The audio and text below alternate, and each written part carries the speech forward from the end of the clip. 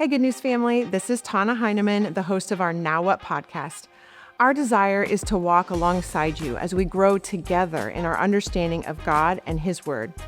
Each week, we get to unpack the message with our pastors as well as everyday people in our church family and help answer the question, now what do I do with what I just heard? We love that you're here with us, and we hope you're challenged and encouraged as together we unpack Sunday's message. Hey, Good News family. I am so happy to be with you today. Let me first say that I have Pastor Greg and I have Geoff Barton. Thank you very much for coming on the podcast today. Thank you for having me. I'm a little nervous because these two, they know each other and they both have very subtle, dry humor. They've already been like throwing things back and forth that it's going right over my head. So I'm not exactly sure what I've gotten myself into. Geoff has that podcast voice. He does also. have a, Yeah, the radio. like a radio DJ voice. Yeah. I'll try and lean on it extra hard today. Wow. There you go. Okay, See? yeah. Yeah. I wanted to say thank you. I'm hesitant now. Thank you for taking time out of your work day to come all the way here for us and hang Absolutely. out. And I have lots of questions for you. But first, I want to say thank you to Josh and Sarah. They ran the podcast for me while I was in Africa. And I wanted to acknowledge, if you're wondering what in the world I have on today, but I wanted to honor our global workers because part of the cultural expectation in this Muslim country that they serve in, 99% Muslim, and that women must always have a scarf over their shoulders, and it's expected if you're in public. When it's 9,000 degrees out and you're lucky if one room in the place you're staying has air conditioning. So it became like a sweat towel that you just, do that kind of stuff with. But anyways, it was so awesome to be able to be in Africa. Have you guys been in Africa before? I haven't. Never. Have you? I've been close, but no. Where have you been close? Spain. Okay. You? Yeah. Close? Mm-mm. Wow. It Well, was... Okay. Yeah, Saudi Arabia. Okay, yeah, I was going to say, That's pretty weren't close. you over Yeah. there? Yeah. Ish.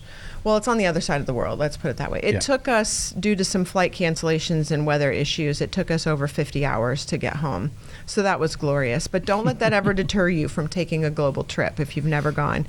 You really need to go. It was wonderful. And I thought I would maybe teach you a couple things I learned. Okay, you guys ready? If we're going to greet each other, the easiest one was good day, and that's Barisa Leo. So we could, can you guys greet each other? Brisoleo. Good day. Light. The other one, I would good say, we're not in Australia, people. Marhaba would be thank you. So I'm telling you thank you for Marhaba. Marhaba. Yeah, you said that one a lot. And then we were there for part of Ramadan, and then we Nice. got to be there when they broke Ramadan. Which is a and celebration, yeah. that is now Eid. And so you would say Eid Baraka. Nice. Everywhere you went, Eid Baraka. And people were eating and celebrating, but in the parts that I was in, eating looked much different than even part of the team who went to other homes or whatever. We were in an incredibly impoverished area of little tin homes, no doors, plastic on the ground. And because I'm older, I was respected. And in the home that we were in on Eid, they had two little folding chairs. And I had to sit in one of the folding chairs rather than on the ground so that they could honor that I was older. However, the woman of the house was 9 months pregnant, and she's sitting on the ground, and I'm like, oh, Made you feel a little guilty. This is terrible. I kept going, no, you. And no, it was completely, inappropriate for me to be sitting on the ground. But anyways, it was a beautiful experience, beautiful people. It's right off the Indian Ocean, so that was a beautiful sight. But you had to look past a lot of pain and loss to see the ocean. So it was a bittersweet thing to recognize that God made this beautiful ocean and He made these beautiful people, but they're broken. They're lost without Jesus. It was interesting too to be in such a highly Muslim country that religion is a really natural first topic, especially when you're there during Ramadan, because it would be greeting me, Barisa Leo, and then are you fasting? Right off the bat, which don't ask me, I can't remember, I have to look at my notes how to say that. But and so then right away we were taught, to be bold and say, I'm a follower of Jesus. and to explain, but we couldn't drink or eat or chew gum in public during Ramadan until after During 6 the day, p.m. yeah. Yep, until after 6 p.m.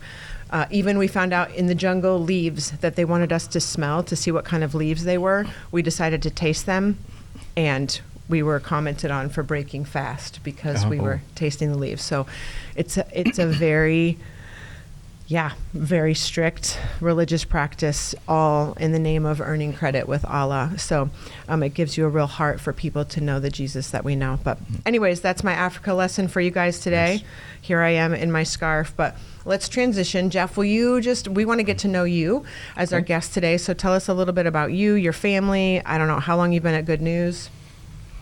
Well, I'm married to Stephanie Barton. She works here as of August. Yeah, one of our last year, favorite yeah. one of our favorite additions Awesome. to the team. Works for Greg, actually. Yeah, that part. I'm so sorry, Steph, but yeah. She's great. We have 4 children. Lily was born in 2012, and we came to Good News just before she was born. Actually left Greg's church to Yeah. come here. Yeah. Yikes, that's awkward. Okay. It is. No. We're past We're gonna it. talk about it, yes. It was cool for me. Yeah. We knew that the children's program here was really good, and going to be new parents ourselves. That's kind of what triggered us to make a change. But then a couple of years later, we had triplets, Austin, Lucy, and William, and they'll be 11 on Good Friday, That's crazy. which is it's crazy. They're 11. And how big they are for their age is pretty wild. Yeah. They all thrived in utero and after birth. They're great. Stephanie was amazing. Yeah. Carrying 3 very full-size babies. Yeah, the pictures are shocking. You never knew a human could do that. No. But before that, we were Market Church people for a couple of years. Yeah. And I think I met Greg and Angie in probably early 2010. We moved to the local area in the fall of 2009. Yeah. I had just gotten out of the Navy and connected with Greg right away from his Army past. Yeah. And then his sense of humor was just something I latched onto right away. It was probably something I needed at that time in my life, where it was just transitioning out of really a brotherhood of tight-knit, close-working people to having no one. So I think that really bonded us in a way where when I saw him working here that first time, I was like, oh, this is great. He's returned to the fold. That's it.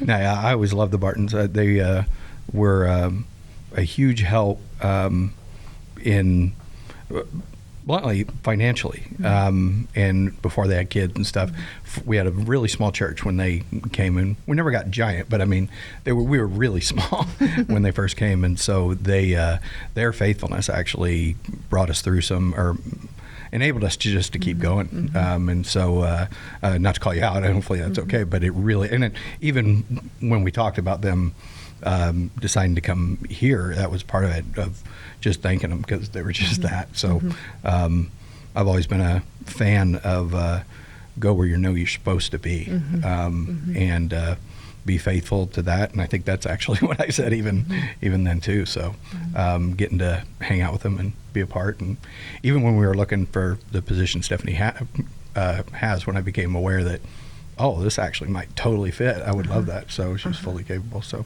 yeah, So I'm a huge cool. fan of the Bartons. I love it. I love that journey and the process there, and then how you guys are all back here together. And yeah, there is something really special about the Barton family. There's no doubt about it. Geoff's actually speaking, I'm thinking loyalty when I'm hearing you, and I'm thinking he's like one of our most loyal podcast listeners since I don't know when, but yeah, he always listens and comments, and I love it. And yeah, you guys love well. You love our kids well at this church, and you love Jesus well. So it's really thrilling to have your family here and watch it grow. So Well, thank you both. yeah. Well, let's jump in to this message. Another great one. Even in staff this morning, there was a lot of feedback about how great this message was. So we know it had to be the Holy Spirit working in you, and you were just listening, right? Yeah. Read the Bible. You just have this crazy way, though, of yes, we're reading the Bible and we're kind of picking it apart a little bit, but you make us laugh. You make us feel challenged. You make us want to start running. not really. And likely you'll make us cry, like all in one message. Yeah. And I'm impressed by that. Like that's exactly what you want to accomplish, is get us completely invested in what you're saying, because then we're more likely to remember it and process through it. So Yeah, I totally agree. And if I can add, you always can. just it's I was about to say entertainer. That's not it. It's communicator. It's a great communicator, and it comes off in a genuine way, even when some of the jokes may be a little uncomfortable, or you get kind of a mixed reaction. You said in the congregation. high puberty or something like that. Puberty. Yeah, that's so genuine, funny. and I think that's what makes it that much more easy to digest. Second service, which Geoff was there for also, but I didn't say in first service because it wasn't planned. I said, my wife was there, and I was like, oh, she's a social worker. And I said, yeah. So neither of us have retirement. And it was just dead. And oh, that was meant to be funny, but just Came off sad. And I was sad. And then they laughed. And so, yeah, it was funny. So great. Yeah. I wish sometimes I had more opportunity to sit in both services, because there's such a different dynamic in first and second service. There, no doubt. Yes. Whether you're preaching, whether you're listening, whatever, it's just very different. But all right, let's jump in. You are in James chapter 1. Still, I was actually kind of surprised. I got home from Africa and I'm like, we're still in James chapter 1 and only at verse 12. So we're taking our sweet time, which I actually really, really like. There is no end game. There's no timeline of like, we got to get through this. If people are getting bored, they need to check themselves. That's my PSA for the day. All right, James 1:12 through 15. Would one of you give us just a brief paraphrase of what this portion is about? Who wants to go? You want, or I'll take it. Do it. I'll try at least. Good. Yeah. Trials are a fundamental part of life, and we shouldn't blame God for the trials. And at the end, we're going to have a possession that's potentially worthless to everyone else because they didn't go through the process to give that prize value. So that's kind of my synopsis. That's good. Yeah. What else would you add? The issue of choice and the process of how we get off, how we get disconnected, how we some of the different ideas attached to sin, how we miss the mark, how we get crooked, and meaning if rightness is straight, then sin is off that straight line, and it's through the stuff that's going on inside us. It's the stuff we want, and that we want isn't the problem. It's how we respond to what we want. That can draw us away. The potential is those things create what I'm calling separation from God. What James calls is death. When we allow ourselves to be so consumed by our own desires, we lose everything. And what I heard, the word I kept writing down so much from the message was what you said, choice, and also endurance. And endurance isn't an easy word. When you hear the word, you already think blood, sweat, tears, some toil, maybe some hanging on by your fingernails barely. Endurance is endurance. It's not an easy word. So then he adds, he doesn't just say endure, he says patiently endure, which is also not one of my most natural tendencies, especially when connected to endurance.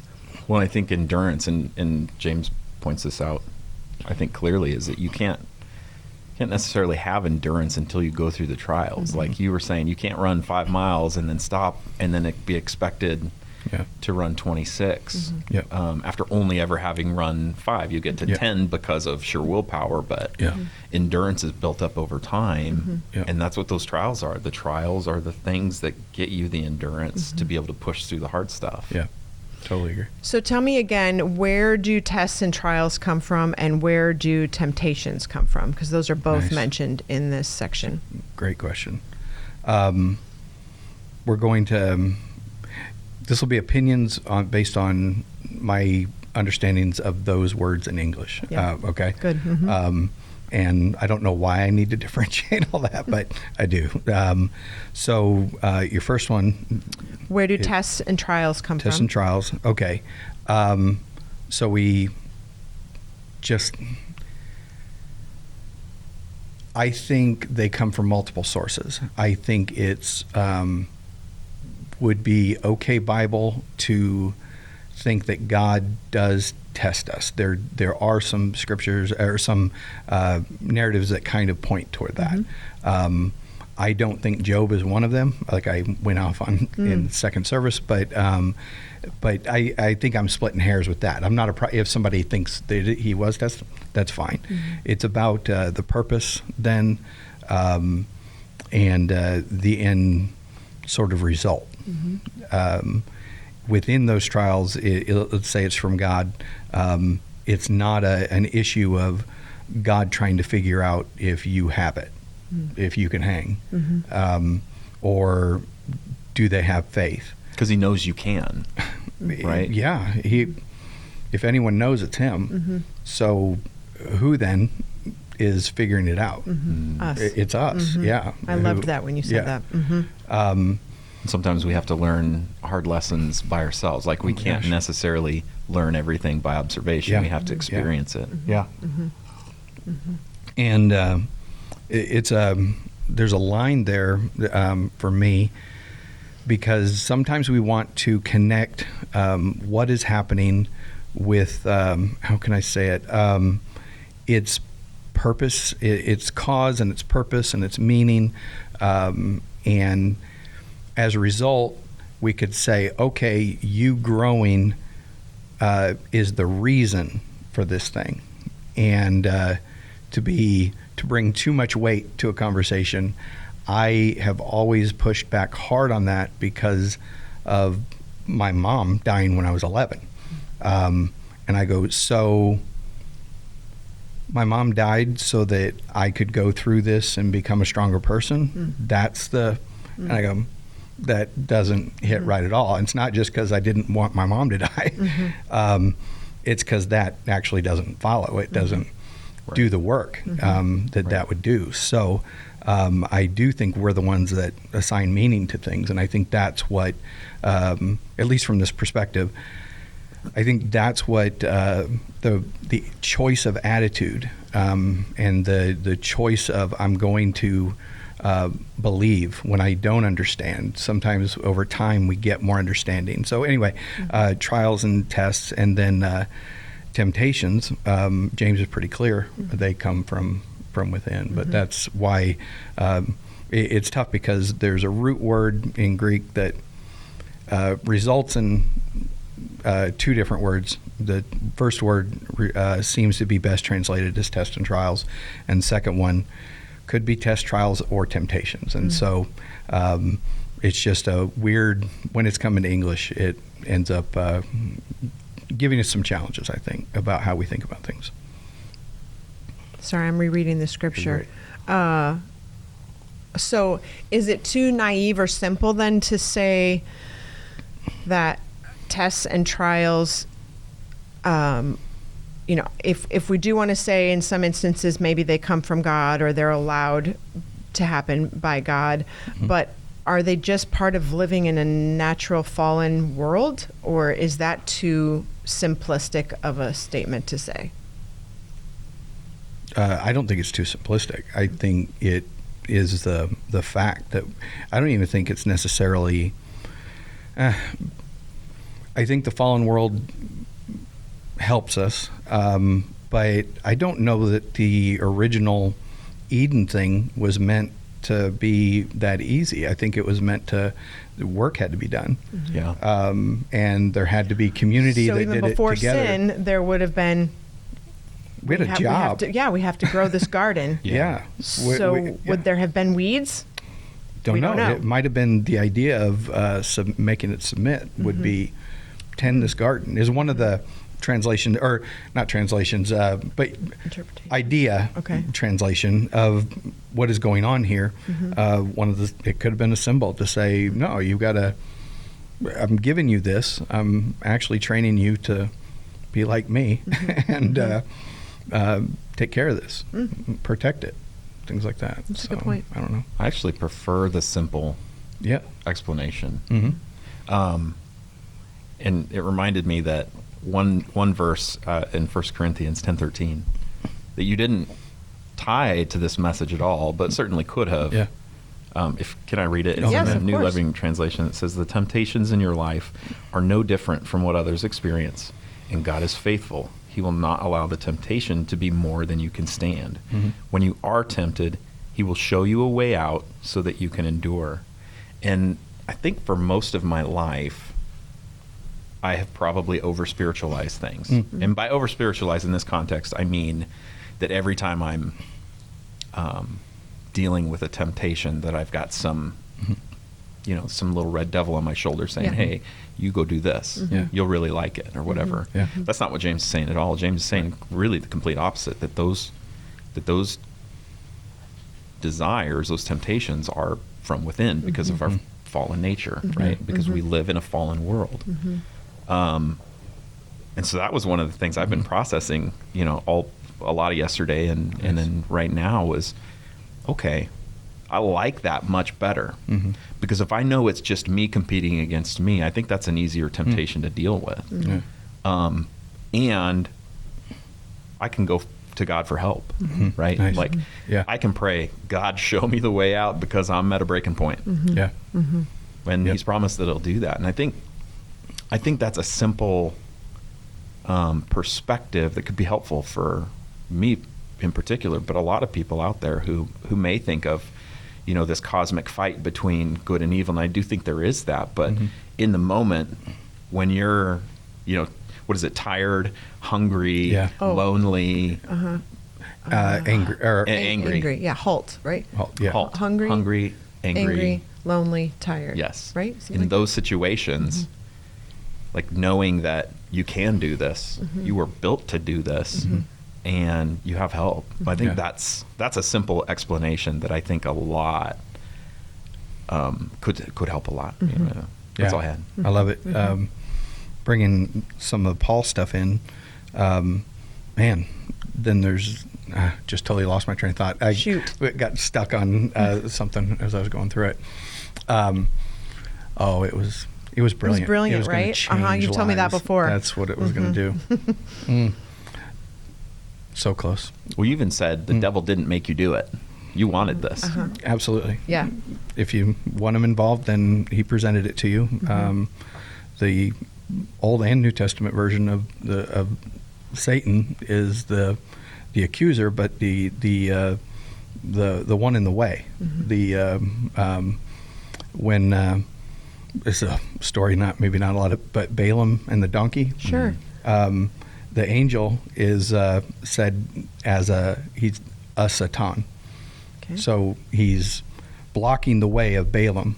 And the reason the donkey goes crazy is because he can see the angel and Balaam's Balaam not paying can't. attention. And which is a huge fun on the side about that story is Balaam's this huge spiritual figure who's able to curse and bless whole nations, but is angry at his donkey and can't see the spiritual impact directly in front of him. And so, but anyway, that Satan is one in the way. You actually see this same usage with Joshua when he meets this random soldier, which is that. So anyway, it's an opposer. It's something in the way. Even in the garden, the picture, no one was forced. Right. It was presented. Right. I love that word. It was presented. And that ties us into you talking about, like, we do have a choice. And I love it as presented. I'm actually going to keep that in my language skills of it. It's what all sin is. And our desires are just, there's a presentation made, and then what are we going to do with it? Yep. And go ahead. I remembered. Sorry. Go. The Pauline idea is that we were slaves to sin, and what Geoff just mentioned, and this is what brought it up for me, is freedom. But before following Christ, we don't really have that freedom. We don't have when sin is presented, we do what our master tells us to do, and we go that direction. And that's the story of many of our lives. Even if it wasn't depravity, it still was just what you had presented, and this is how I'm going to respond. It's but upon Christ, we then are set free. We are liberated from that. We have new existence, and this is where in James this is how we live. If we're sinning now, we're buying into the old thing. We don't have to anymore, but it's our desires then that are dragging us away, because we're no longer slaves to this thing. Yeah.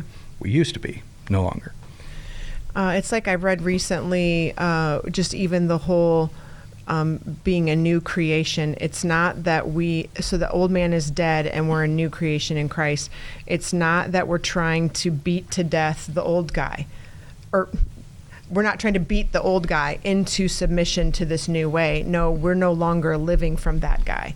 And so then we have a choice, though, of how we're going to respond when the sin is presented. But because Jesus, the Holy Spirit, is alive and active in me, then I can choose differently. Yeah. I don't have to choose the way that I always used to choose. And to be fair, it often is really hard. Patient endurance. Oh my gosh, yeah. Why is it so hard? So I want it. Yeah. Yeah. Yeah. Yeah. Our desires, what does he say? Our own desires entice us and drag us away. So they don't even give up easy. They'll just grab me by the hair and drag me, like that. That's a picture right there. Do you guys play video games at all? I used to, maybe. Miss Pac-Man. Okay. Does that count? Dig Dug. We'll see. You might have a different thing that I connects was for you. packing something yesterday, and my teenager told me I would be really good at Tetris. I was like, There you go. thank you, 15-year-old. Yeah. Thank you. I never played it, but go ahead. You play video games though? Stephanie's listening to this, and she's just like, say yes, say yes, say yes. Yes, I play video games. We won't ask you how many hours a day or anything. I'm currently playing one. I didn't play for a really long time because if I can't, I would get worked up. And if I can't respect myself and act like a decent human, Like a grown-up. like a grown person, Then you can't play that then I game shouldn't be anymore. allowed to play. I don't golf for that exact same reason. I cannot act decent in any way. I've acted just like an insane person trying to golf. I could so say I that don't about golf. my husband, yeah. Yeah, I just don't golf anymore. Who wants to pay so much money Yeah. to stand in the heat and chase a little tiny white ball all over a giant piece Yep. of land? That's I what was he always says. unhappy. The thing that cut it off for me, and this isn't a noble thing. It's going to sound like noble because it's about other people. Okay. It's not. It's an absolute failure of a bit of lack of control. I finally realized I was ruining the time for everybody Other else. people's experience. And I was like, You're like, oh, they don't want to play golf with me. and they shouldn't. I am the worst. Not just a player. I'm the worst possible thing you could have on the course. And so anyway, so that was it with video games. But so I'm currently playing a game, and it's a compulsion. Like I found that I'm like, was it work day over? My wife works late. So I'm like, I got free time, and it's a compulsion. And was actually having to go, do I need to stop because this is a compulsion? I'm like thinking about it like I'm cheating on somebody. Kind of that. I'm like, geez, I imagine. So that was a weird reference. I'm assuming. Anyway, but this need to, I got to finish this part of the story. And for me, it's the story. I've got to do this next level and things like that. So sometimes it's really hard, but I stepped into that all on my own, fully aware. Should have been fully aware, but maybe not as honest as I could have been. And at some point, if I can't act right, then I need to, So some of my solutions, by the way, used to be I would, if I needed to get something done, I would actually give the controller to Angie, and she would put it somewhere, and I'm not going to go through her stuff. So I'm basically grounding myself. Love it. So anticipated stuff. Anyway, sorry. But I think that it's a drastic kind of super, almost addictive kind of response to it, which makes sense with how I'm wired. But I think that's sin. Not playing the game, I'm saying the picture. Is what I'm saying. Well, the game might be for you. It might be. Who knows? Yeah, exactly. I'm actually thinking of like, well, it might be something that God would ask you to fast or something. And then Could I be. have this Yeah. one pastor in my mind who says, well, you can't fast sin. I'm like, okay, but what it is, it's don't even get me started. You're great. But it is not. It's at its root, it's not sin, but what it's doing in me is causing me to sin. And so I actually want to just give that to the Lord and surrender it, and Yep. then get some things straightened out in me that I'm recognizing, so that then I could maybe go back and have some, Yeah. self-discipline. Some of those things are like that, but some of the desires and the things that are happening in our lives are sin, and we sometimes look at our life and think, well, I've gotten rid of all these big sins, and those are all out of the way. I feel like we talk about that here all the time, but then it's the little things. It's like, who cares if you play a video game too much, or who cares if you know, whatever the it is, and actually know what it's causing in me, how I'm acting, thinking. Am I cheating my work day because of something or whatever? It's like, no, God is always refining, and so those things are sin, and we like to stop at just the big ones and think we're good. Yeah, or the black and white The black of and sin. white. That's good. And I'm not trying to move toward gray. I think a lot of things are gray, but Geoff, I mean, when you think about, I got pretty close. I mean, pretty good definition. I don't know definition, but idea about sin. Do you have any thoughts on what makes something sinful? I guess to put you on the spot out of nowhere. That's good. not a test. I'm just. Well, I like the idea of Balaam's donkey, where it's a barrier to, say, progress. Yeah. You know, if I'm doing something that's preventing me from growing in my relationship with God, and it's inherently not like a trial. So, 2014 and half of 2015 was a blur for me because we had, triplet babies in the house and very little sleep. I didn't grow in my relationship with God during those years. Yep. I would say for that very reason.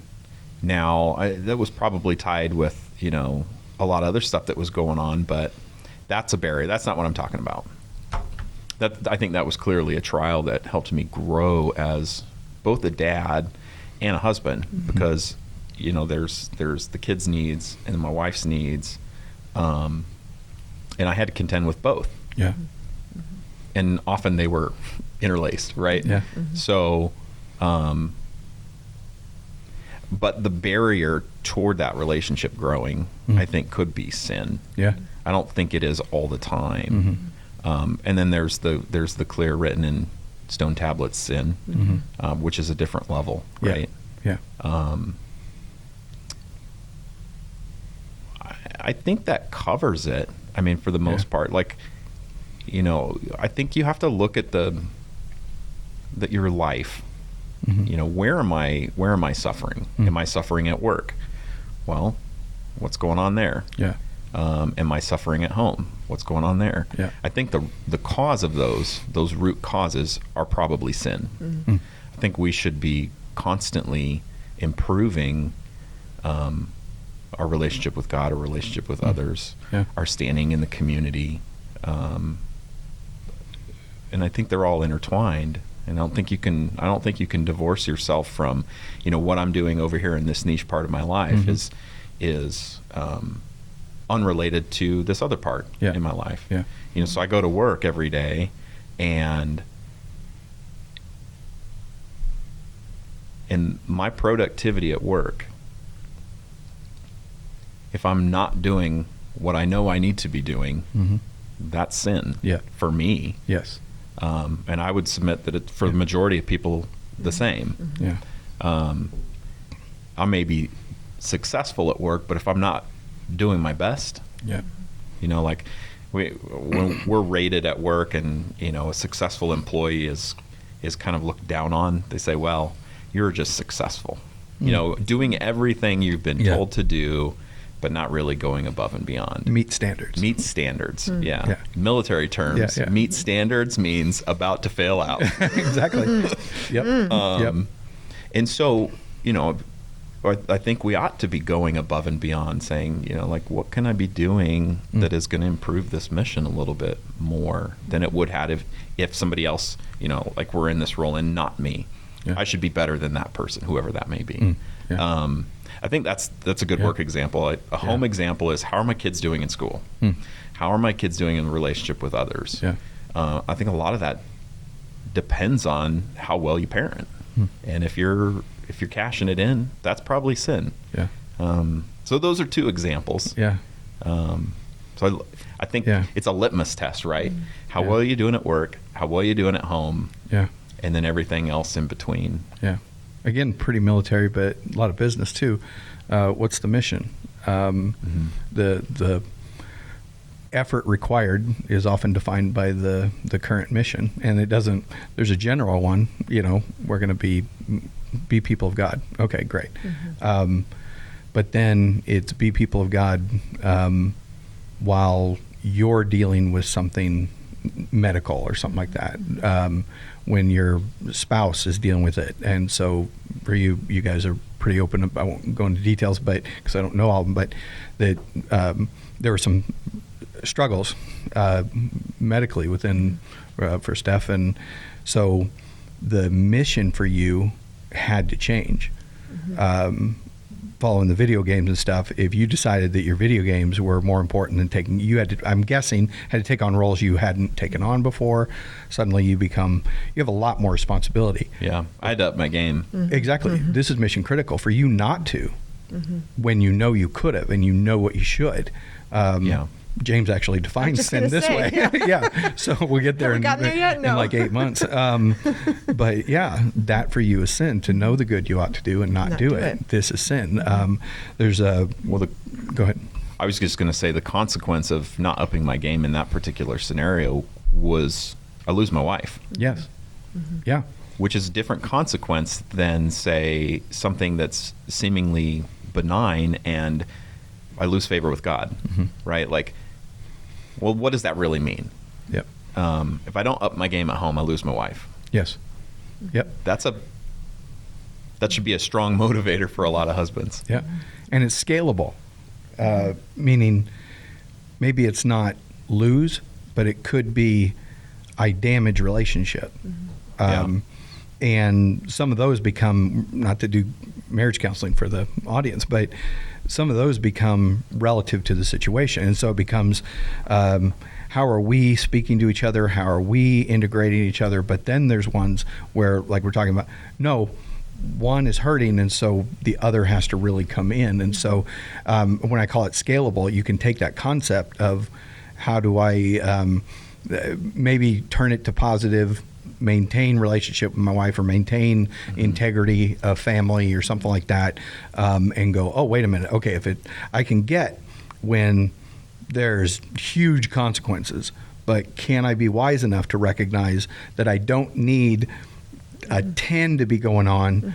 I can deal with it when it's a 4 and a 5, because sometimes maybe it's not medical. We get to 10s because we weren't paying attention to the 4s and 5s. And so that when I call it scalable, I think that awareness about what I'm saying, what is the mission currently, it just changes. So we talk about a second campus for Good News. Well, the mission just got added to, and our roles as helper leaders and people involved might change. And okay, then let's go. We do hard things. Let's do this thing. We do hard things. Yeah, we're going to have to up our game. That's it. So Susanna Wesley, I love this. Take this rule. Wesley, mom of the Wesley brothers. One started the Methodist Church, and another was a famous traveling preacher. Wrote a ton of old hymns. They weren't old when he wrote them. They were. Yeah. They're old to us now. They were. Yeah. Anyway, this is from 1725, a letter to one of her sons. Take this rule: whatever weakens your reason, impairs the tenderness of your conscience, obscures your sense of God, or takes your relish off of spiritual things. In short, whatever increases the strength and authority of your body over your mind, that thing is sin to you, however innocent it may be in and of itself. Wow. Yeah. It's really good. Wonder why she had really Right. powerful Christian kids. So, yeah. Wow. Just even that last line, whatever. Oh man, I'm going to ruin it. Read it. Whatever, You're right. no matter how like simple and ordinary it is, or whatever. It's like However innocent it may be. however in itself. innocent it may be in itself. It's not this. It's not the thing. It's the mostly. It's the effect. It's the effect on you.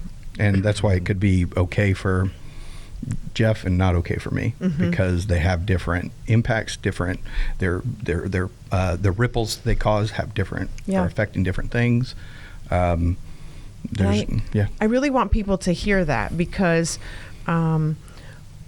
trials affect us all differently.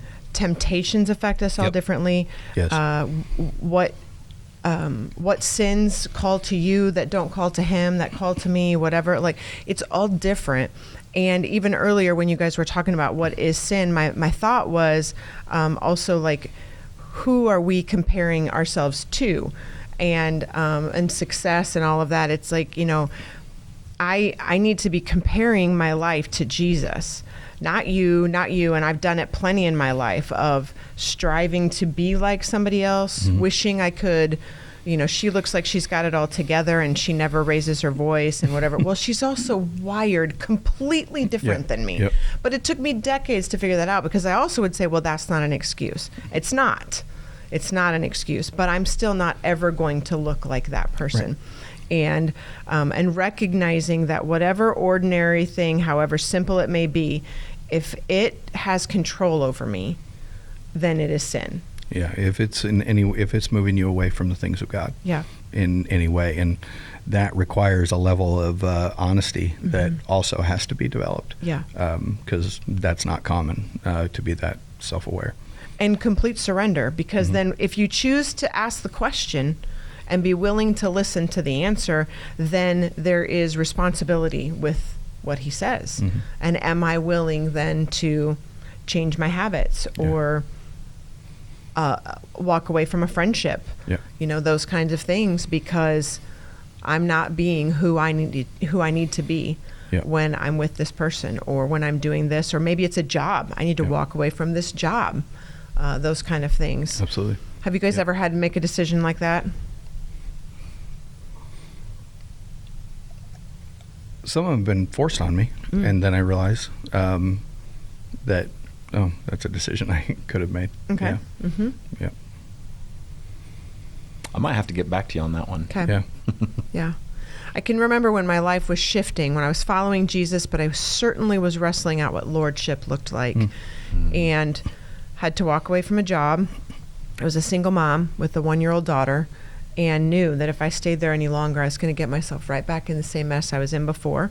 And thankfully, I had a spiritual mentor who said, you're going to quit your job, and I'm going to help you get started with ladies in the church cleaning houses. And I was like, dear Lord, is this what my life become? You know, Yeah. but, Yep. and I can remember the devil on one shoulder, angel on the other shoulder conversation happening of like, am I going to do this? Because he said, if you're not going to listen to me, then I have nothing more that I can say to you. He put it, everything was right there. The choice had to be made. And I had to walk away from all the friendships I had there, because again, I was just tiptoeing the line of how close can I get? And I knew that I wanted more for myself and for my daughter, but just didn't have the strength in my own self until someone from outside of me that loves Jesus and was hearing from me spoke. And I was willing to submit to that and listen and change the course of my life. Very much so changed the course of my life. But it was a choice. Yeah. There were some things I had to endure. I had to endure being misunderstood. I had to endure becoming a house cleaner, and that felt at that time embarrassing, Yep. shameful. You know, endure just even a loneliness, because I had to walk away from friendships, and it was just like, okay, it's just me and my daughter now for how long? And it was a long time. But again, it was worth the choice to acknowledge the sin that was happening in my life, and then patiently endure, because God had something for me on the other side. That's the one that I go to just sitting here thinking about it. Yeah. No, I love it. I like the take James' thing his description of the path to sin and reverse it. If I want life, then I need to.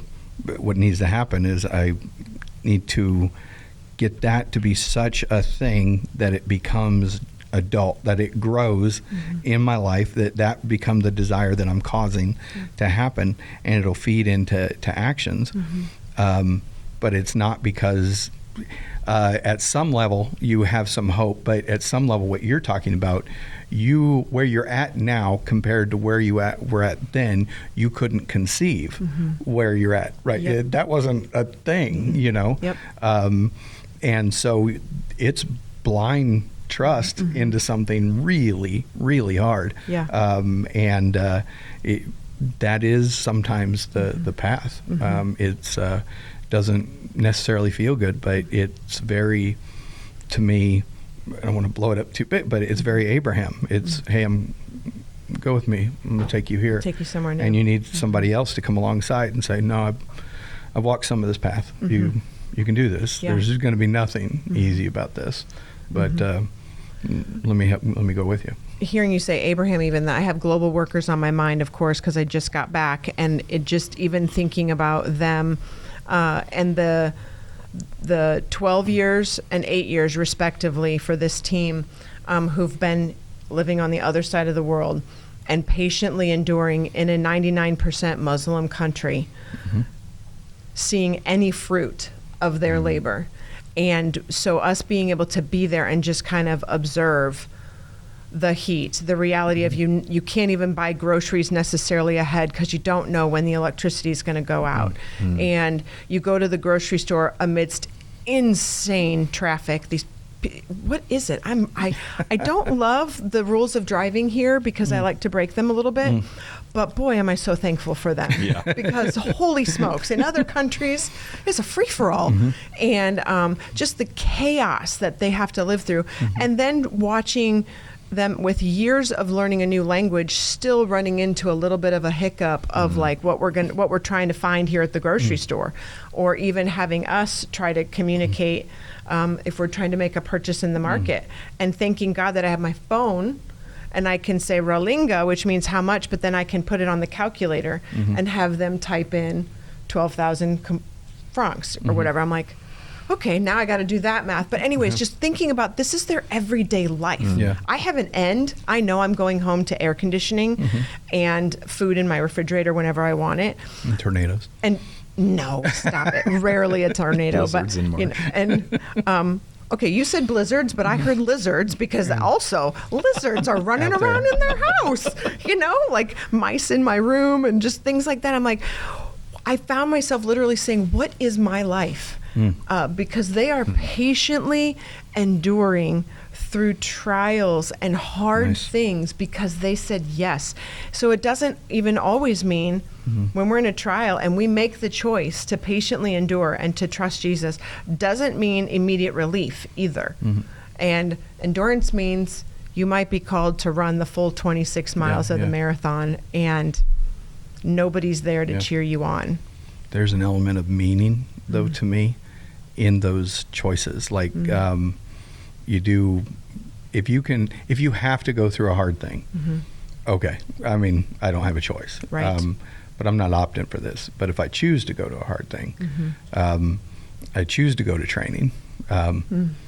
Okay, then this suddenly has meaning. It's actually one of the, I'll call it military brainwashing, but I don't mean that as dark. It's, but you could go, it's cultish.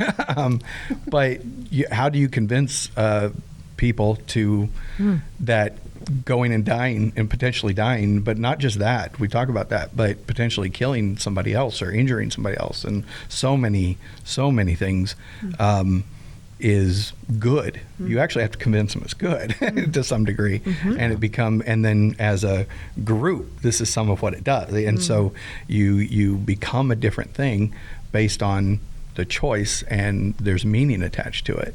And the ones who are able to maintain that meaning and have that meaning actually deal with less PTSD, depending on what they do, obviously. But that's among the ways you can get through hard things, is you assign meaning. Here's a why. If you're going to run a marathon, especially your first one, my guess is having a reason for it. While I'm raising money for something, maybe that helps. So Yeah.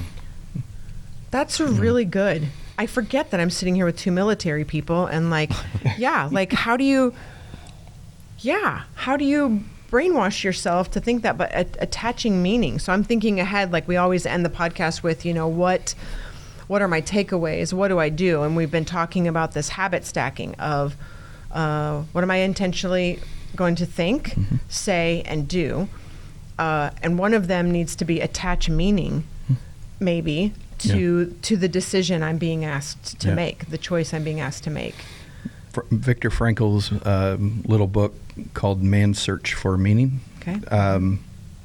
It's something really close to that. Okay. I'm mixing up with another title, but Viktor Frankl's correct. Okay. Is groundbreaking. So it's him, a guy who was a psychiatrist before Nazi takeover of Germany, and then he is Jewish or was Jewish and was put into the camps, and so he's actually already got this psychological. At the same time as Freud, he's got this psychological theory, and unfortunately, was able to put his theory into test, and because it was about how do people walk through challenging things and stuff, and in his takeaway, it's through assignment of meaning. You have something you believe in that is outside of the current struggle, regardless, and so That's what hope's all about, right? Absolutely, that's it. We have a hope for something better at the end. I don't know how people go through trials in life without a biblical worldview, knowing that you can do whatever, but I have a hope. I have a hope on the other side. Yeah. That's so powerful just by itself. Yeah. Like you don't need to explain that at all. Yeah. Right. Exactly. That's that afterward they will receive the crown of life that God has promised to those who love him. Yep. There is meaning. It's not a crown. It's just a symbolic word of life, the crown of life. It's eternal life, and it's life abundantly here on earth, and it's life eternally with him after, that gives you hope and meaning. And what are those things that God is asking of you to do? They're ultimately for that end prize of life. So think, if you have to strip it all down and figure out, why am I going through this trial or this test?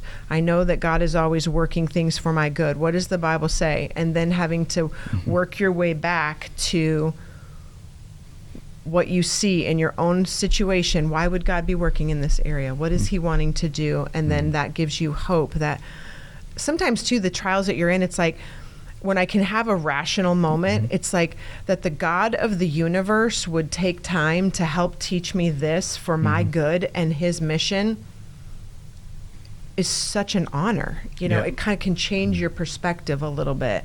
Yeah, not to make it hopefully too weird or mystical, but I think wisdom is ingrained into creation, especially scripturally, if it was made through him and he's attached. There's Proverbs attaches what it calls lady wisdom to I was there when things were created. And then if you go to John 1, you can kind of see, I'm doing some not necessarily connected, but it's really interesting the way they're saying. And when it says he was with God in the beginning, there seems to be, to me, and he's the word, there's this wisdom component. And I think you're saying, man, this is how I'm learning how, and I think it's because it's integrated into it, that we all know a certain level, a deep level of what is right and what is wrong. If you see somebody who has a walker and they drop something, and you have the ability to go and help them just pick up the bag or pick up the thing and put it in, you've done a good action. No one needs to celebrate you. That's just simple good. If you also have a broken leg and can't reach it, that instruction is not for you, but fully capable people coming alongside those who are able or who need help. This is sensible good, and we all know this. And if I know I'm doing harm to you, I know I should stop that. We get it all twisted through complicated, weird versions of theologizing or just selfishness. But man, this is pretty. Almost everything I can find is really basic. Which you're like, you can talking to me about explaining. I was like, because I think it's basic. It's just a matter of getting through some of the mess, some of the mud that we have, and if we can get to that, people are going, oh yeah. Yeah, it's that. It's that. God is. It's not. There's definitely what does He want you to do, but I think who does He want us to be, and the do's kind of flow from this. How should I act? Well, you can definitely. Those are valid questions, but they're questions that flow from well, who are you becoming? And I don't know. It becomes relatively simple on That's how good. should I act. It's really good. Got anything else you're thinking about? Tons. Shoot them out. Let's go. You had mentioned wisdom. I was using AI to come up with a little Venn diagram of the three things: wisdom, knowledge, and understanding. Yeah. So knowledge was basically just like facts, information, data.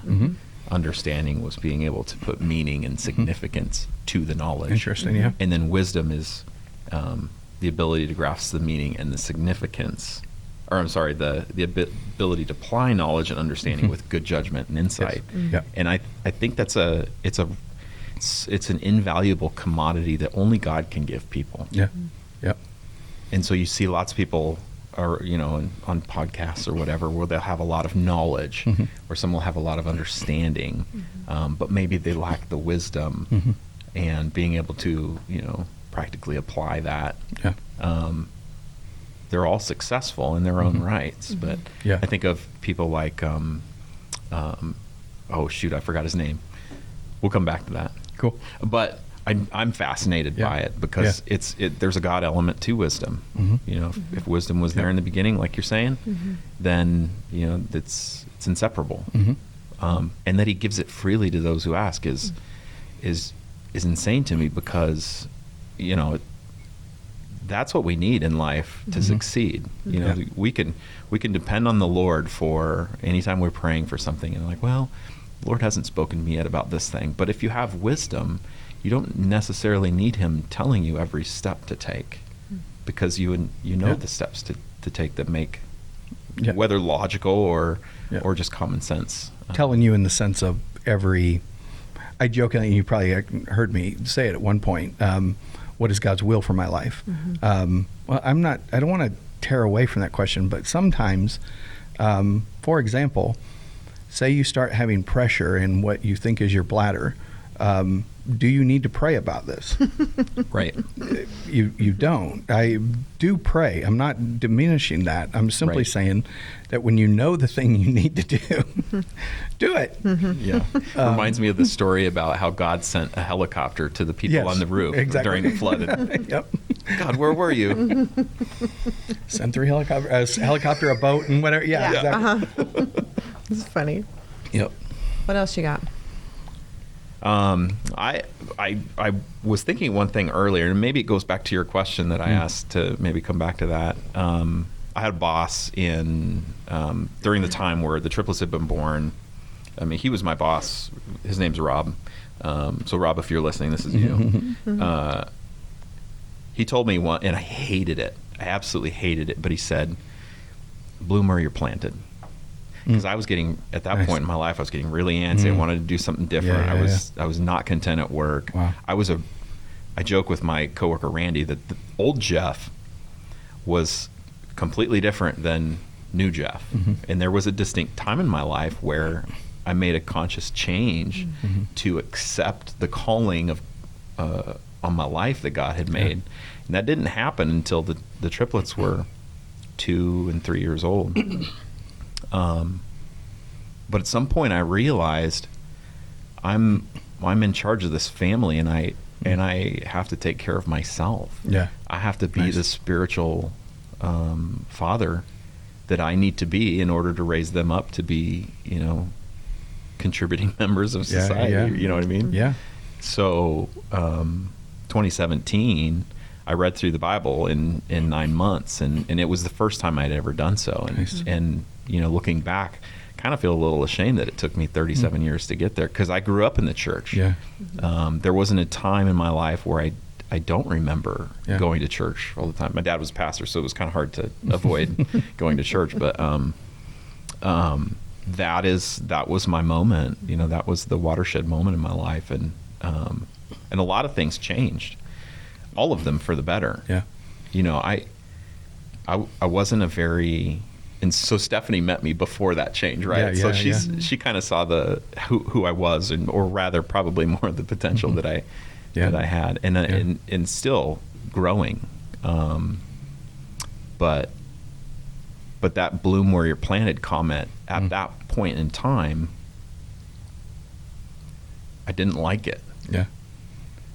But I needed it, and I've since latched on to it. Yeah. And now I love my job. I don't want to be anywhere else but there. And it's effectively the same job, right? So, and that's the funny part. Yeah. But just that change in perspective showed me, okay, this is what you need to be doing. Yeah. And I don't want to say that it was a God thing. Right. It was a common sense wisdom thing. Yeah. You bloom where you're planted. You take interest in the people around you. Yeah. You stop chewing them out and start building them up, and your world will change. Yeah. And they're all God concept. They're all, everything you just said are Bible idea. I mean, principle fundamentally. Yeah. But we recognize them as right because they're also, and this is my opinion, they're ingrained into us. The most evil person still knows, even if they're blind to the fact that they're evil, because we can get there. According to the Bible, we can get jaded to the point, still knows that there are things that are good. It's like the laws of physics. You can't separate. This is the way things work. Yes, absolutely. Yeah. The laws talking of to nerds. It's so helpful when I Nerd 1, nerd 2. Yes. I have used the illustration. You step off the top of a building, you go down. Yeah. That's how it works. Right. So if you get that, so you choose not to do that. This so many decisions are simply that. I do think they're both not God, but they're very much God. They still find meaning within the God stuff, they bring life when conceived and followed through. Yeah, That's good. I love it. I've let us gone a little long, unless you have something burning inside. I could go another hour. Josh will be like, please Wide shut it open. down. He'll just turn off our mics. No, I really love this, and I love having you here, Geoff. So we'll make sure that you come back again, Appreciate that. so we can keep going and talking about other things, and just even thinking through the wrap up of, the message was called Elite Endurance. And some of us look at ourselves as we're pretty average or sub-average athletes, or whatever. So the idea of elite sounds unattainable. But you really you broke it down to as simple as you can get. You said the elite are clear on the goal. So an action is identify what is your goal? Who do you want to become? How do you want to be known? Number 2, take responsibility to make a plan, and then choose. Number 3, choose to stick to it. Number 4 was admit challenges and call in reinforcements, is how I noted it. Yeah. So that is how the elite do that. If they're going to go run a marathon, they're going to be most successful if they pull in somebody else with them. Might not be that they love a buddy to run with, but it's somebody to help show them, okay, this is how you train. Here's the program. And maybe you're the personality, you're going to go do that by yourself and check in every once in a while. Or maybe you're the one who's never going to run more than a block by yourself. So you need to always work out a way to run with somebody. Figure out what works for you and be clear on the goal of who do you want to become. And then you give the goal, the power for, oh man, I lost my train of thought. Now I'm doing you. No, you're right. You give that goal the power to change how you're going to act and live. That's what I'm trying to say. Yes. I have to determine what my role is and how to work through it. Yeah. and the wisdom to know what's my responsibility, what is the Lord's. And part of the plan, part of the goal needs to be learning how to be still and be quiet and seek God's face rather than, because some of us are doers, so I can make a mile-long checklist of this is what I need to do to become who I think Tana should be. And he's asking, hey, just be still a little bit. Absolutely. Be quiet. That would be his biggest one, and Nate would appreciate that. Yeah, there's quiet. definite All husbands, really. Be there's quiet. definite life coaching that can be, that is and can be drawn from this. It's where you're pointing to patiently endure. Sometimes, and I love this tiny part of Ephesians, having done all, stand. Stand therefore, and goes through the armor of God kind of concept. And sometimes that's a win. And when I talked about get up today, sometimes that's a win. Other days you're counting it as a win, and it's not a win because there's more in you. Other times when we get into the kind of coaching how to move forward through endurance, sometimes you discover that what you thought was your why isn't actually your why because it's not motivating you to see anything. And to be honest, when it comes to physical fitness, just to give another example of a different step, is I do have my whys. I am not making disciplined choices. That's on nobody else. So among the effects is I realized that I have to get medical tests for things that if I was fit, I wouldn't have to get, but they're all come out great, which is also bad for me because you're like, well, you don't have any of the bad cholesterol. You have all the right cholesterol, the amounts and everything else. So just keep doing what you're doing. So I don't have to change a thing? Sweet. That's not the takeaway. And nor is it that my whys are wrong. It's that at some point I have to go do hard things. And it's on me whether that's going to happen or not. So there are elements of feel good, God's got you.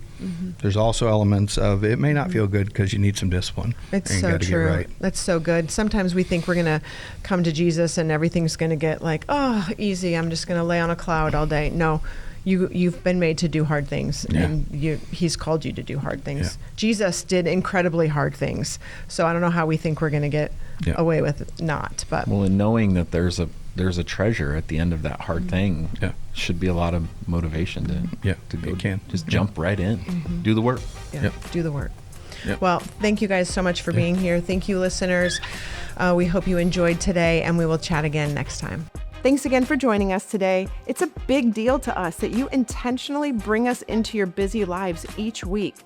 Our prayer is that you not only listen to a message week after week, but that you actually learn what it means to live it out day by day, moment by moment. Make sure you subscribe on YouTube or on your favorite podcast platform so others can find us, and tell your friends and family to check us out too. I mean it when I say being with you is one of my most favorite days of the week. Now let's get out there and give away what we're learning about Jesus.